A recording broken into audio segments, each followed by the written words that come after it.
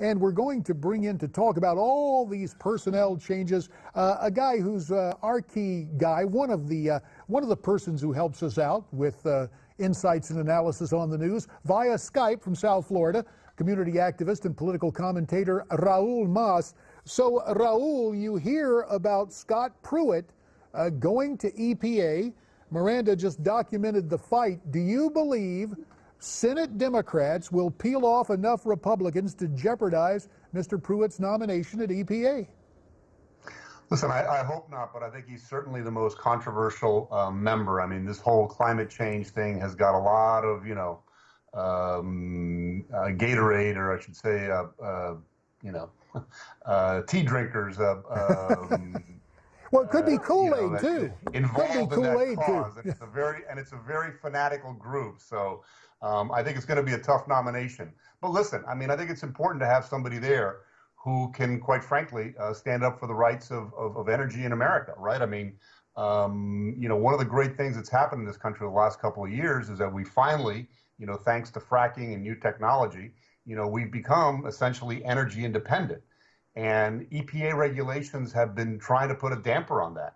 And I think it's really the main reason why you're seeing gasoline at, $2.30 at the pump. And quite frankly, I want to see it stay there. The biggest polluter in the world right now is China. Those guys are cranking out coal-firing, electrical plants, like one every month. No matter what we do over here, can't begin to compare to what, the amount of contamination that's going into the atmosphere as a result of China. So I, for one, am, on board the Trump train and anxious to see them put America first, quite frankly. And I'm glad to see Mr. Pruitt nominated for EPA. Well, I have to ask you, because we saw this kind of happen with Ben Carson, who, as you know, grew up in, public housing. He was very critical of HUD, and now he's in charge of this. And then here again, you have Pruitt, who's been very critical of the EP, and now he's been nominated to lead that. Do you think this is kind of Trump's way of selecting people, that the people who are the most critical should lead? No, listen, I think one of the things we're seeing here is, without a doubt, this is probably the most conservative cabinet I've seen in my lifetime. And these are people that absolutely are going to fulfill a lot of the promises that Donald Trump has, made during his election campaign. These are people that are going to, hopefully restore, American business to its rightful place in the world. And we can't do that if we have, a regulatory environment that is basically crushing businesses, if we have, minimum wages and overtime rules that are crushing small businesses. So I think a lot of these picks are very well thought out on the part of Mr. Trump. He is actually following through, I think, on his promises and putting people in there. These are not wishy-washy sort of middle of the road, bland, political appointees who've spent a lifetime in government. These are individuals that, by and large, are very forceful individuals, a lot of them coming from the business sector, a lot of them coming from the military, and I think they're there to change things. Raul, I made mention at the top of this broadcast of the fact that President Trump headed for Columbus, Ohio late this afternoon to meet with survivors of what most of us regard as an on-campus terror attack at Ohio State.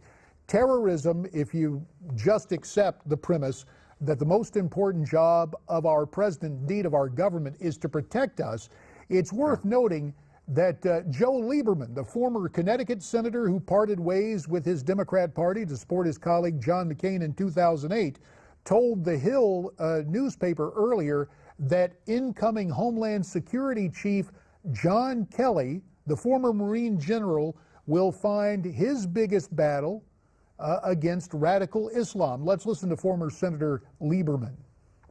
The number one challenge of the Department of Homeland Security remains to protect our homeland and the American people at home from terrorism, radical Islamist terrorism. We've done a really pretty good job overall since the department was created, but the threat is very real, present, and dangerous. Raul and Miranda, I've said time and again, border security is national security. Raul, you know General Kelly pretty well. Is he just custom made to take on the job of Secretary of Homeland Security? Listen, I think he's more than custom made. He's the right man at the right time with the right experience. I met him on several occasions, as you alluded to, when he was here at Southcom. A lot of the conversations with him when he would brief us had to do with criminal organizations that are basically funneling drugs and doing human smuggling, from Latin America into the United States. He was also very cognizant of the fact that those same networks could be used to bring in nuclear weapons, to bring in terrorists, to bring in ISIS members. He's also very well aware of the Iranian threat and the penetration of Iran into Latin America through a variety of different, means. So he has a very good grasp of what is going on south of the border. He had a lot of hands-on involvement with interdiction of drugs and human smuggling in the Caribbean and in the Pacific. So he knows the territory quite well. I think he's the right guy for the job. Very humble guy. When he retired, he refused to take the typical medal that they give you on the retirement ceremony and asked instead for a unit citation for the people he worked with. He's a very, very cool-headed guy, and obviously somebody who also knows the tragedies of war because he lost his son Robert in Afghanistan back in 2010. In the time that we have remaining, Raul, I want to talk about Donald Trump. He'll reportedly appoint Andy Puzner to be chief executive, who actually is chief executive of the company that owns the Hardee's and Carl's Jr.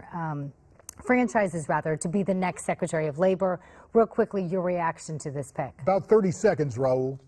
Yeah, listen, obviously it's going to be another controversial pick, right? A CEO in charge of the Labor Department and somebody who runs basically fast food restaurants. A bit of a, disconnect there. But again, what's happening with small businesses is they're being crushed. They're being crushed by minimum wage. They're being crushed by overtime rules that are prohibiting them from expanding the workforce. So I think he's a good choice, but he will be, in fact, very controversial as well.